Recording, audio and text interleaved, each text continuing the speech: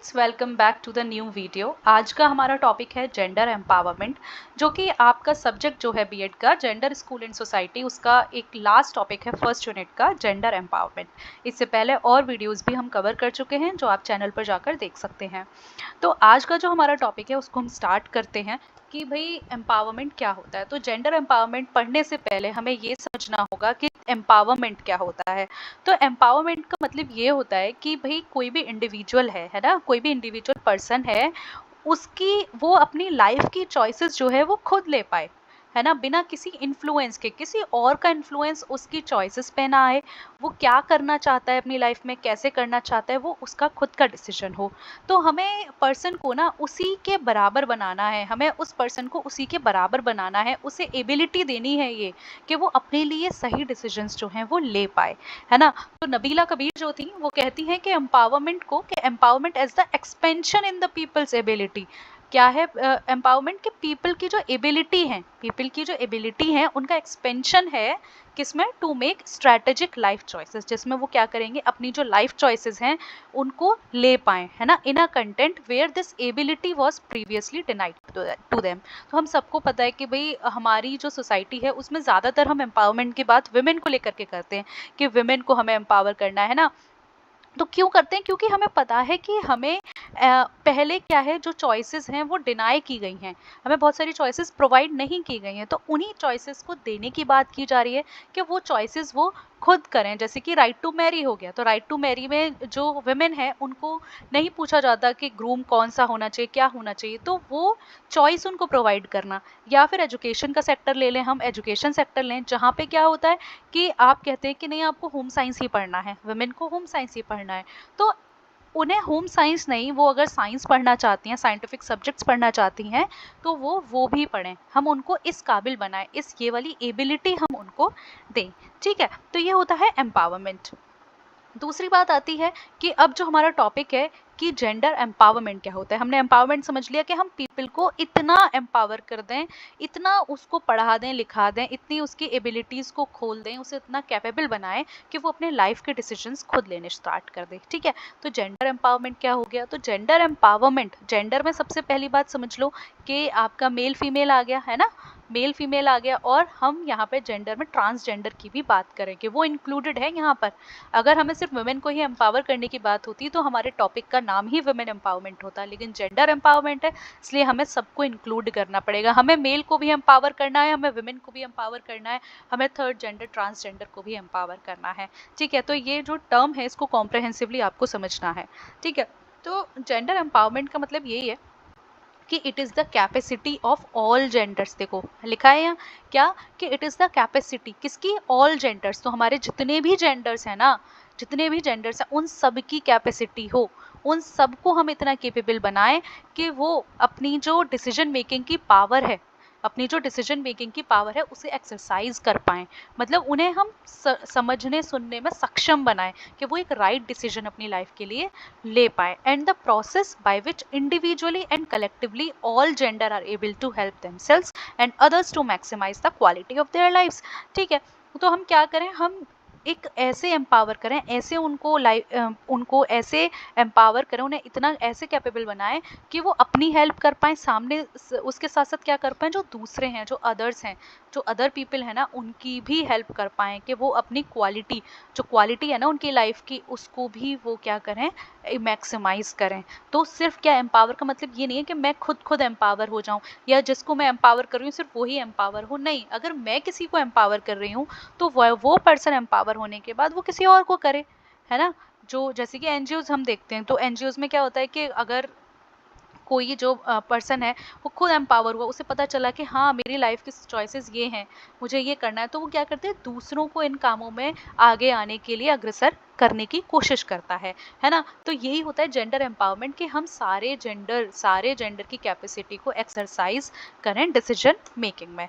ठीक है, तो भाई ज़रूरत क्या पड़ गई हमें कि हम जेंडर एम्पावरमेंट की बात कर रहे हैं, हम बीएड में एक सब्जेक्ट पढ़ रहे हैं जेंडर एम्पावरमेंट, तो हमें ऐसी क्या ज़रूरत पड़ गई कि हम जेंडर एम्पावरमेंट की बात कर रहे हैं। तो देखो विमेन को लेकर अगर मैं बात करूं तो क्या होते हैं, सेलेक्टिव अबॉर्शंस होते हैं, जहाँ पे क्या होता है, जहाँ पे मेल और फीमेल सेक्स सेलेक्टिव अबॉर्शन, जहाँ पे फीमेल फिटिसाइड होता है ना। हरियाणा इसके लिए बहुत ही इनफेमस रहा है कि हम वहाँ पे क्या करते हैं, अबॉर्शंस करते हैं। और हम अर्बन एरियाज़ हों चाहे रूरल एरियाज़ हों, सब जगह देखते हैं कि वहाँ पे अबॉर्शंस होते हैं जहाँ पे फीमेल फिटिसाइड हो जाता है ना।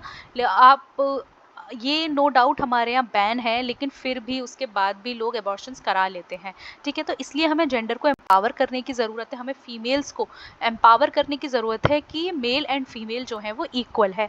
और यहाँ पे हमें फीमेल को ही सिर्फ एम्पावर करने की ज़रूरत नहीं है, हमें यहाँ पे क्या मेल को भी एम्पावर करने की ज़रूरत है। क्यों? क्योंकि पेट्रियार्कल सिस्टम, प्रीवियस वीडियोज़ में हमने पढ़ा है कि पेट्रियार्कल सिस्टम जो पितृसत्ता सोसाइटी है ना, उसके अंदर यही तो हमारे ऊपर रूल कर रहे हैं, पितृ प्रधान। तो हमें ये बताना है, मेल को हमें एम्पावर करना है, उन्हें हमें बताना है कि भाई आप फीमेल को मारिए मत, वो आपके लिए एक थ्रेट नहीं है ना। आप उनको पढ़ाइए लिखाइए और उनको आने दीजिए। ठीक है, तो हमें मेल की भी जो चॉइसेस हैं, मेल की जो थिंकिंग कैपेसिटी है, उसको भी हमें एक्सपैंड करना है यहाँ पर, है ना। चलो next, sexual harassment. Sexual harassment होता है विमेन का वर्क प्लेस पे, आप देखेंगे सेक्सुअल हैरेसमेंट हो जाता है। रिसेंटली हमने एक और केस सुना था, है ना। तो कोई भी जगह आप सुनिए, वहाँ पे सेक्सुअल हैरेसमेंट आराम से होता है, वर्क प्लेस पे बहुत ज़्यादा देखने को मिलता है। चाहे 2 इयर्स की गर्ल है या 60 इयर्स की लेडी है, उस सबका सेक्सुअल हैरेसमेंट होता है। तो इसके लिए हमें जेंडर एम्पावर करना ज़रूरी है, हम लोगों को बताएं कि हम चीज़ों को नॉर्मलाइज करें, हम वुमेन को ऑब्जेक्टिफाई ना करें। अगर आप ऑब्जेक्टिफाई कर रहे हैं इसीलिए सेक्सुअल हैरेसमेंट्स होते हैं, तो हम क्या करें, हम मेल को एम्पावर करें कि भाई आप कि ये उनकी जो कैपेसिटीज़ हैं, वो उनका जो देखने का नज़रिया है, वुमेन को ऑब्जेक्टिफिकेशन करने का जो नज़रिया है, हम अगर उसको बदलें तो इसलिए क्या है, जेंडर एम्पावरमेंट की ज़रूरत है। देन चाइल्ड मैरिजेस बहुत बड़ा थ्रेट है। इसकी वजह से लड़कियों की डेथ हो जाती है, हस्बैंड की अगर डेथ हो जाती है तो पूरी लाइफ उसको ऐसे ही निकालनी पड़ती है ना। तो जो भी शादी की एज है उससे कम शादी करना चाइल्ड मैरिज होता है, और वो लड़की और लड़के दोनों के लिए हार्मफुल होता है। ऐसा नहीं है कि सिर्फ लड़की के लिए ही वो हार्मफुल है, नहीं, वो लड़के के लिए भी इतना ही हार्मफुल है जितना कि वो लड़की के लिए है ना। तो चाइल्ड मैरिजेस एक बहुत बड़ा थ्रेट है, इसके लिए हमें जेंडर एम्पावर करना है। जो एल्डर मेंबर्स ऑफ फैमिलीज है ना, उनको हमें एम्पावर करना है, उन्हें हमें ये बताना है कि आप ऐसा कुछ मत करिए। ठीक है, आप ऐसा कुछ मत करिए, और उसके हमें नेगेटिव्स बताने हैं कि चाइल्ड मैरिज की वजह से ये दिक्कतें होती हैं, इसलिए आप चाइल्ड मैरिज को ना करें। देन इनएडिक्वेट न्यूट्रिशन, उसके बाद क्या करें, इनएडिक्वेट न्यूट्रिशन दें, इनएडिक्वेट न्यूट्रिशन जो है वो दिया जाता है। हमें पता है कि हमें मतलब जब एक लड़के के लिए बहुत ज़्यादा लड़कियां लड़कियां लड़कियां होती है तो क्या होता है, वहाँ पे न्यूट्रिशन जो है वो कॉम्प्रोमाइज़ होता है। क्यों? क्योंकि आप जो एक पर्सन को देंगे वो आपने डिवाइड कर दिया है ना। आपकी फैमिली इनकम तो उतनी है, लेकिन आपने क्या किया, आपने जो एक के लिए आप आराम से देते वो आपके 5 बच्चों में डिवाइड हो गया। तो इनएडिक्वेट न्यूट्रिशन जो है, इसके लिए हमें ज़रूरी है कि हम जेंडर एम्पावरमेंट करें। Then low status in family, female का लो स्टेटस रहता है फैमिली के अंदर, है ना। वो हमें पता ही है कि चाहे वो हम विमेन से एक्सपेक्ट करते हैं कि वो हाउस होल्ड कोर्स करें, सारे काम करें, है ना। जो भी चीज़ें हैं बिना किसी छुट्टी को लिए हुए हम उनसे एक्सपेक्ट करते हैं। देन डिस्पैरिटी इन एजुकेशन, सबको पता है कि विमेन जो है वो मैन से कम, हमें विमेन को जो है वो कम पढ़ने को भेजा जाता है मैन के कंपैरिजन में, जबकि मैन को हर तरीके के लिए प्रोवाइड किया जाता है कि हाँ उसको तो पढ़ना ही पढ़ना है। फीमेल का ऐसा है कि ठीक है पढ़ना है तो इट्स ओके, नहीं पढ़ना तो इट इज़ ऑल ओके। ठीक है, तो डिस्पैरिटीज़ हमें एजुकेशन को देखने के लिए मिलती हैं। तो इन सबको करने के लिए, इन सबको आगे लाने के लिए हमें मेल और फीमेल ना दोनों को एम्पावर करना ज़रूरी है। देन डोमेस्टिक वायलेंस, उसके बाद डोमेस्टिक वायलेंस एक बहुत बड़ा फैक्टर है। जो मेल्स होते हैं वो अपनी वाइफ को बीट करते हैं, उनको मारते हैं, तो उनको मेल को बताना कि आप ये बहुत गलत कर रहे हैं, या अपना फ्रस्ट्रेशन अपनी वाइफ के ऊपर निकाल रहे हैं। या फिर जो मदर इन लॉज होती हैं वो भी कई बार हमने देखा है कि वायलेंस करती हैं अपनी डॉटर इन लॉ के साथ, है ना। तो हमें उन फीमेल लेडी को भी बताना है कि दिस इज़ रॉन्ग। ठीक है, और स्टीरियोटाइप्स फॉर ट्रांसजेंडर्स, हमें पता है ट्रांसजेंडर्स को लेकर के हमारे पास कितने ज़्यादा स्टीरियोटाइप्स हैं माइंड में, है ना।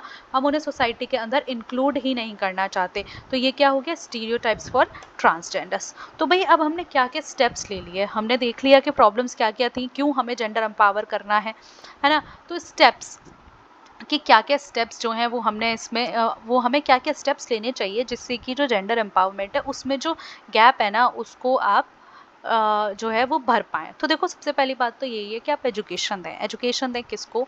मेल को, फीमेल को, ट्रांसजेंडर्स को, सबको, और एजुकेशन दें, उनको समझाएँ उस एजुकेशन में कि आपको क्या-क्या करना है, आपको कैसे सोचना है। उनको एक कॉम्प्रिहेंसिव एजुकेशन दें आप पुरानी तरीके की एजुकेशन ना दें और हायर एजुकेशन भी दें।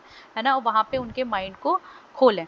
देन स्किल्स, आप उनको स्किल्स प्रोवाइड कीजिए, वुमेन को आप स्किल्स प्रोवाइड कीजिए जिससे कि वो अपने लिए, अगर वो स्किल्ड होंगी, वो अर्न करेंगी तो उनकी फैमिली में वैल्यू भी जो है वो काफ़ी इंक्रीज्ड होगी। देन डिसीजन मेकिंग, आप उनको डिसीजन मेकिंग पावर्स दीजिए, आप उनसे पूछिए कि आपका क्या, आप फैमिली का कोई डिसीजन है तो उसके अंदर आपका क्या से है, आप उनसे पूछिए, है ना? देन क्रेडिट, आप उनको प्रॉपर्टी क्रेडिट दीजिए, मतलब फाइनेंसेस आप उन्हें इकोनॉमिकली स्ट्रॉन्ग कीजिए। आप जब इकोनॉमिकली आप उन्हें स्ट्रॉन्ग कीजिए, उनके हाथ में पैसा आएगा तो वो अपने डिसीजंस को बहुत अच्छे से ले पाएंगी और फैमिली में भी उनकी वैल्यू होगी। Secondary thing, property rights, property में उनको बराबरी का हक दीजिए। पेपर्स पे तो हमने कई बार देखा है कि प्रॉपर्टी राइट्स हैं, लेकिन नहीं, हम इसको ज़्यादातर देखने को मिलता हमें सोसाइटी के अंदर, है ना? तो प्रॉपर्टी राइट्स पे काम कीजिए। पॉलिटिकल पार्टिसिपेशन, आप सबको पता है कि पॉलिटिकल पार्टिसिपेशन बहुत कम है वुमेन का।